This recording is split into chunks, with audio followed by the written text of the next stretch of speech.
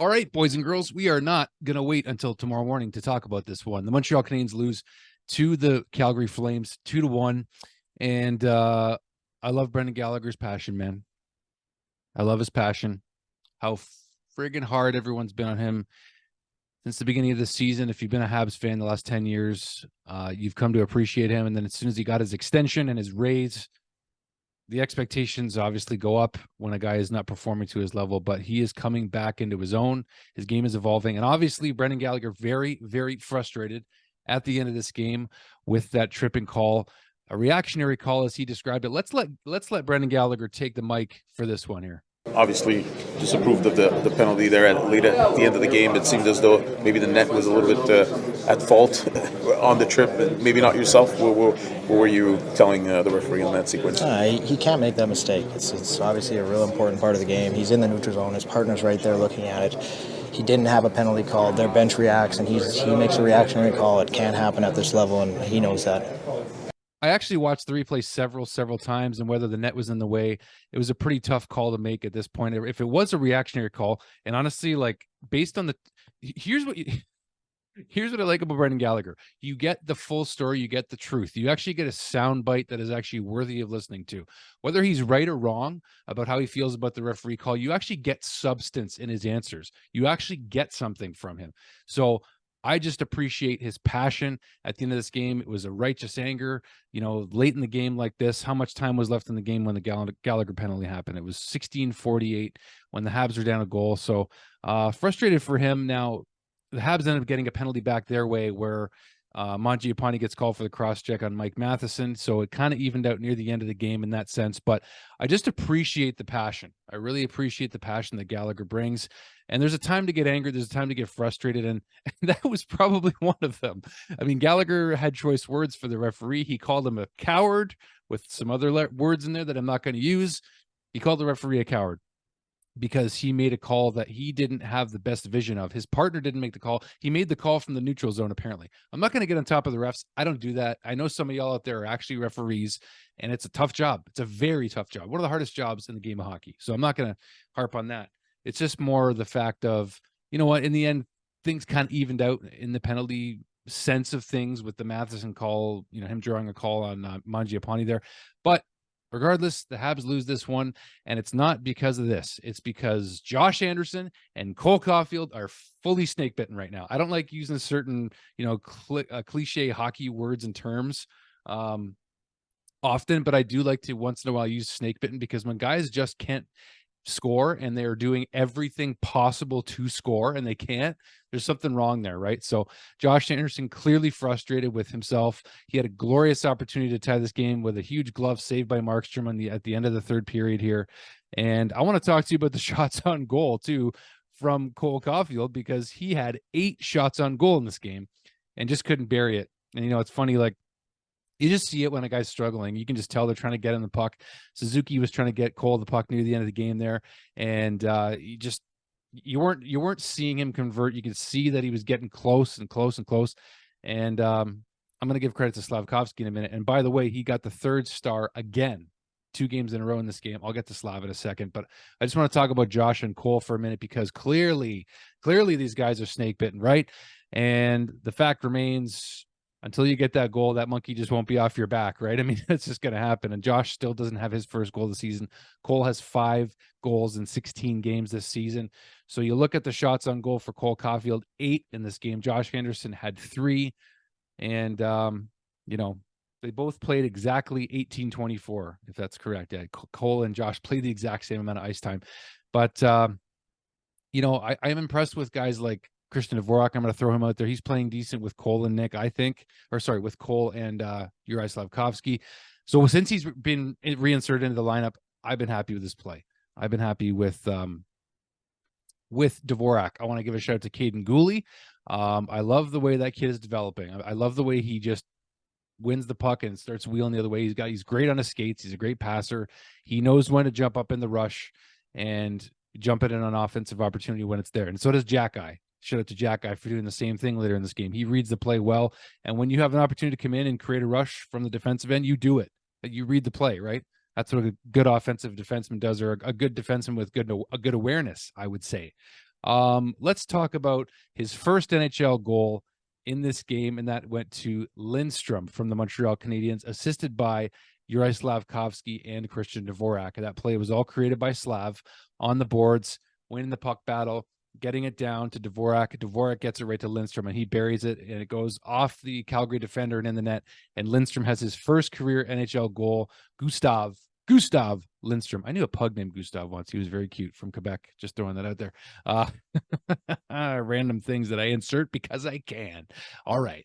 And before that, though, Nazem Kadri, I've seen Kadri do this with the Leafs before. He just does that like halfway spinorama shot, and it's a nice goal. I've seen him score that exact same goal on the Canadiens before, on the Leafs years ago. I've seen Kadri do that before. And Kadri took a cross-checking penalty to Nick Suzuki late in this game and just couldn't believe the call. You watch it back, it's a friggin' cross-check, Nazem. Like, I don't know how many times you got to question calls. Like, get over it. Anyway, he's annoying. He's annoying sometimes. Good player. He's annoying. You make a penalty, accept it. The Gallagher play, not the same. So you can say what you want about him and how I defend Gally and all that. I don't care. Whatever. That was a penalty. So, and then we go to Connor Zary getting all the goals came in the second period in this game, if you didn't notice. So Zary got the goal from Rasmus Anderson and Martin Pospisil, looks like Popsicle. As far as the Canadiens power play, they had a lot better looks. I thought they had a lot better looks in this, or they have been getting better looks. They're 10th in the NHL right now. That's probably going to change after this game, I imagine, because game to game early in the season like this, the stats change very quickly. But it's really frustrating and unfortunate that they didn't capitalize on at least one of their 4 chances, because they're moving the puck around. Nick Suzuki even pointed out in the postgame how they're moving the puck around a lot better, slinging it back and forth, getting better looks and opportunities, not being one-dimensional, not only doing the drop pass to Suzuki, which drives everybody nuts because you know it's coming, but they're changing it up. And Alex Newhook has good foot speed. I think he's only going to get better with time with the Canadiens, and I hope he gets, more offensive production down the road too. But I do like that the Canadiens have more options. The second power play unit I thought actually looked pretty good too. So therefore, and again, Slav had opportunities on that power play. So let's talk about Slav. Let's talk about his game. 1 assist in this game, 14 minutes, 23 seconds played. And early in this game, once again, his opportunities in this game were, it's amazing. Him and Cole are developing some chemistry. Slafkovsky and Cole Caufield are definitely developing chemistry. You can see it. They had that back and forth play in the first period where Slav had that backhand pass, which looked very much like the Alex Newhook goal in game 1 against the Leafs, where Slav backhanded it to Newhook for that goal against the Leafs in game 1. But in this case, Cole wasn't able to finish it. Was it Cole or was it Dvorak? Anyway, regardless, I think it was Cole. But Slav had some good opportunities in this game, including his assist on Lindstrom's goal. And again, like, you see the little bits of progress. You're seeing the little bits of progress in his game, and he's stronger. He's getting stronger on that puck. He's getting stronger on those board battles. I know you guys are noticing it, so it's encouraging. So the fact that he's still in the NHL and there's still no plan, according to Martin St. Louis, to send him to Laval, I'm impressed with the growth, the progress in the little details of his game. So that's what I'm appreciating from Slav right now. Calgary Flames in this game had 20 block shots to the Canadiens 9. So in that regard, the Flames blocked a lot of shots. So good on them for doing that. Jacob Markstrom played pretty well too. Got to give him credit. Also, Samuel Montembeault, who's up for a contract extension any day now, also played very well. Despite the loss, Sam had a .931 save percentage in this game. And his save percentages just keep going up. 29 saves in this game and 2 goals against. And you got to be encouraged by Sammy's play. I know I certainly am. Who else do I want to talk about? Jonathan Huberdeau from the Calgary Flames. It's a player that we were really kind of wanting at one point, and we just couldn't afford him. The timing wasn't right, whatever. But I'm wondering how frustrating it might be when a guy who's paid the way he is, he's got a high cap hit for a long time, into his late 30s. And if he's not producing, it's like, he didn't look horrible tonight, but he wasn't necessarily standing out a ton. I just wonder how frustrating that might be when we eventually have to overpay a free agent, maybe, right? So I don't know. That's just my thoughts there. But who else do we want to talk about? Jake Evans had a good game. I like the fourth line tonight. I liked Raphael Harvey-Pinard. I like Jake Evans, and I like Ullinen. Ullinen didn't do too much tonight. I think it was more Raff and Evans that I noticed. But I mean, there were so many opportunities from every line tonight to score. There were opportunities that just, again, they couldn't capitalize. It's not just Josh and Cole that can't score. I mean, Nick had opportunities in this game. I meant to mention this last game. What's today?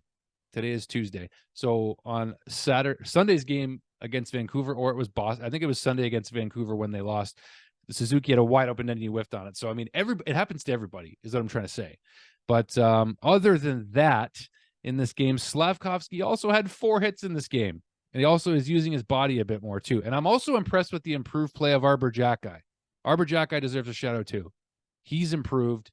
He's playing better and smarter, and you can tell he's easing up a little bit. He's not getting too overly intense and aggressive, and he's not getting called for as many penalties lately. Are you guys noticing that? I know I am. All right, listen, that's all I got for this game. When do the Canadiens play next? Let's get the schedule here, because I right now don't even know. I'm on a one-taker with you guys. Let's do this live. Let's look at the schedule and see when the Canadiens play next. Today's Tuesday. I'm pretty sure it's Thursday. But regardless, the Canadiens are playing decent hockey right now. I can't fault them for the efforts that they're giving. The results just aren't there, but they're not out of the playoff mix. They're not out of it yet. They're not out of it right now. So we host the Vegas Golden Knights, Stanley Cup champs again. This time we host them actually on Thursday. We played our best game of the season, one of them, if not the best, against them, and still lost in the shootout a couple of weeks ago or so. So we got the Vegas Golden Knights on Thursday, and then again we have Boston on Saturday. Bring on the rivalry again. See if Lucic draws in the lineup so we can see that Jacki-Lucic fight. Anyway, I'll see you guys then.